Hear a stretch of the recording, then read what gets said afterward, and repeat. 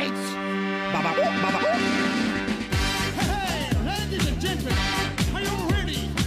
Muchas veces la Argentina es el país de la incongruencia, acentuado, por supuesto, durante la pandemia, donde se han evidenciado despedidas masivas, como ha sido el velorio de Maradona, de quien también nos vamos a ocupar en este programa, y la falta de derechos, como por ejemplo el de Abigail, esta nena santiagueña que padece de cáncer, a la cual en la propia provincia le impedían el ingreso. Estos temas nos vamos a ocupar hoy en Semanario. Bienvenido. Right.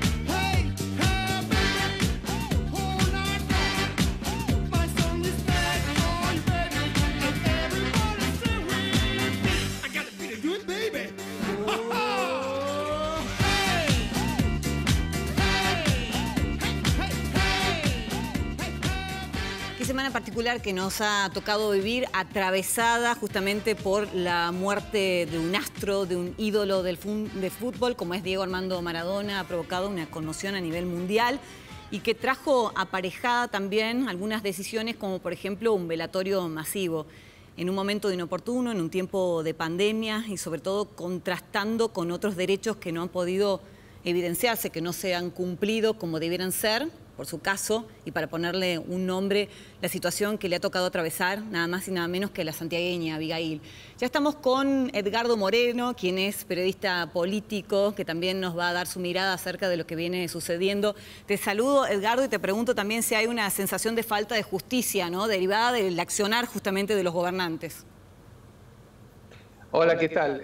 Sí, efectivamente una semana que ha dejado muchos contrastes respecto de esa sensación de la sociedad con respecto a la justicia.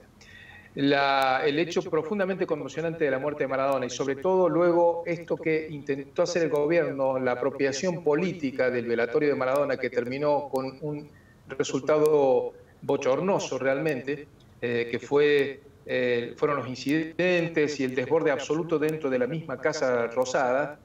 También pusieron en contraste los límites o la finalización por imperio de la realidad de aquello que todavía estaba vigente en los papeles, que es el estado de excepción. Esto es, la cantidad de restricciones que siguen vigentes para la circulación de los argentinos por el territorio nacional en el marco de la emergencia sanitaria.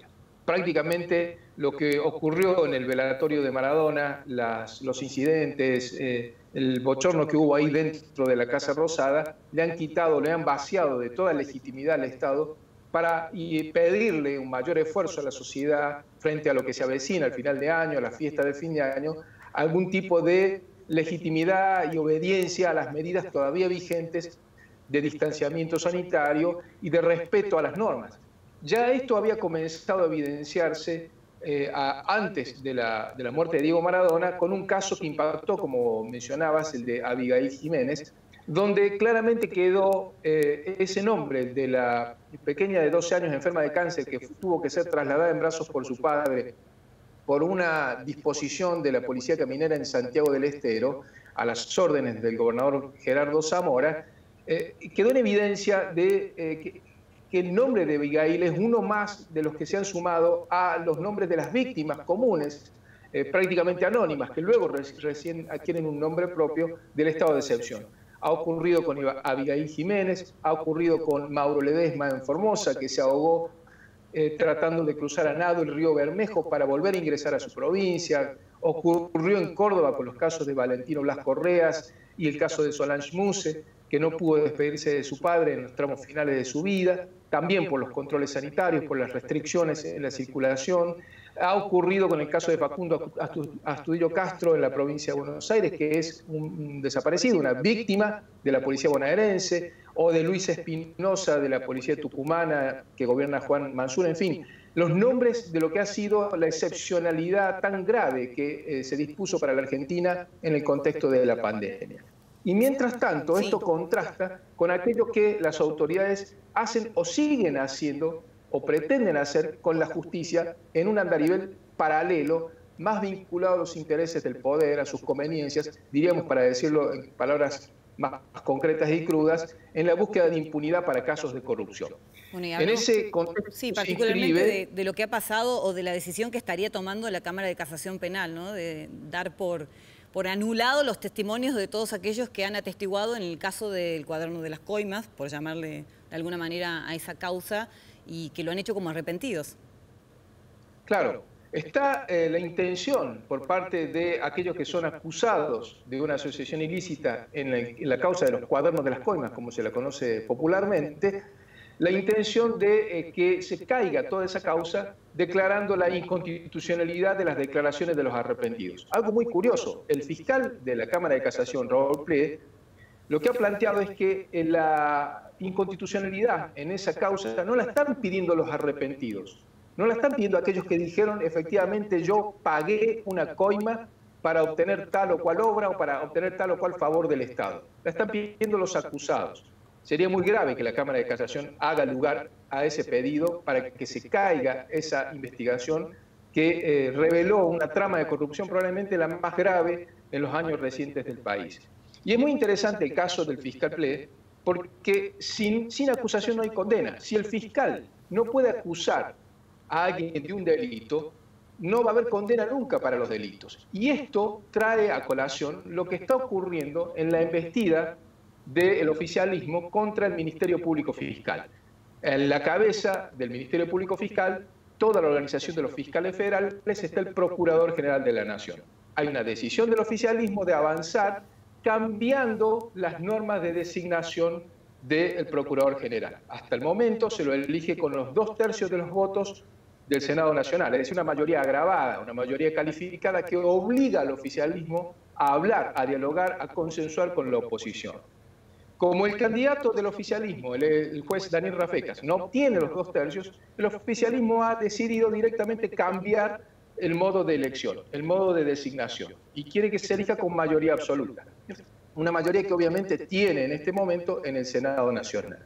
Pero además con una arquitectura bastante compleja, que lo que busca es tener un procurador en el bolsillo, es decir, un procurador muy obediente y manejable para los intereses del oficialismo de turno. Le pone una limitación al mandato, le pone solamente el requisito de mayoría absoluta para designarlo y traba la destitución con una mayoría agravada de los 2/3. Es decir, un traje a medida de quien esté sentado en la Casa Rosada. Hoy el kirchnerismo, mañana puede ser otro. Lo que correspondería es mantener ese espíritu de consenso político y que la designación del procurador sea con los 2/3, como efectivamente aconseja la cautela, la prudencia, la sabiduría política. Es cierto que la Constitución no fija ese requisito de los 2/3, pero si ya el Congreso Nacional había estimado que era bueno que lo tenga, a esa mayoría agravada como requisito, ¿por qué retroceder en la calidad institucional? Esto va por una vía paralela, es decir, mientras la sociedad está viendo los hechos conmocionantes de la muerte de Maradona, del velatorio, de todo el debate público que se dio en torno a la figura de quien ha sido un ídolo de todos los argentinos. Mientras tanto, el gobierno sigue con su agenda de la reforma judicial de facto que va haciendo. En esto, claramente hay por lo menos 3 reformas. Una que es la declamada, la que en su momento dijo Cristina, la reforma judicial que ella quiso hacer y no alcanzó a concretar cuando era presidenta. Aquella que la Corte Suprema de Justicia declaró inconstitucional.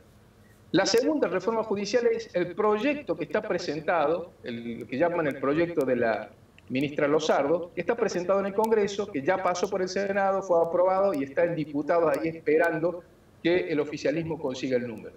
Pero mientras tanto hay una reforma judicial fáctica, la que se va haciendo en la práctica, con medidas concretas, más pequeñas, pero que influyen mucho en lo estratégico, en lo de largo plazo. Por ejemplo, lo que se vio en el debate del traslado de los jueces Bruglia, Bertuzzi y Castelli. Eso es una reforma judicial de facto. Este juez no me gusta, busco la forma de sacarlo del lugar. Lo pongo en otro lado donde no me juzgue a mí. Ahora van por el Procurador General, el jefe de los fiscales, el que acusa, y sin acusación no hay condena. No me gusta, bueno, entonces pongo otro. Como no consigo el número para poner otro, cambio la ley y bajo el número para poner otro que a mí me guste. Es gravísimo. Esto, sin lugar a dudas, va generando precedentes. Sí, digo, es gravísimo lo que nos estás contando. Nos estamos quedando sin tiempo, pero te agradezco el relato porque muchas veces uno está más en el día a día, en la preocupación más urgente que tiene que ver con lo económico o en lo que distrae, como por ejemplo la muerte justamente de Maradona, y pasa por alto situaciones que se van haciendo como normales dentro de la justicia, pero que uno no está atento. Y esto es, para concluir, Cruz, es fruto de una urgencia, de un apuro. A Cristina se le acerca el año electoral y le quedan muy pocos días de este año para poder hacer todo lo que necesita para obtener la impunidad que todavía no ha conseguido del todo. En algunas causas ya ha sido absuelta, en otras viene zafando, en otras todavía sigue comprometida. En diciembre termina el periodo judicial, comienza la feria y luego ya empieza un año electoral, donde es difícil que abran la feria por pedido de Cristina, sería bastante escandaloso para resolver sobre sus causas, y luego ya el país entra en un debate preelectoral el año que viene. Por eso quiere resolver las cosas ahora, por eso apura todo ahora contra viento y marea, mientras estamos obviamente distraídos hablando de otras cosas. Te mando un abrazo. Gracias. Igualmente, hasta luego. Bueno, vamos a hacer una pausa y obviamente vamos a hablar de lo que ha sido Maradona y de lo que es y de lo que será, porque es un ídolo quiero decir, que hace mucho tiempo ya se convirtió en leyenda. Quédense ahí, ya venimos.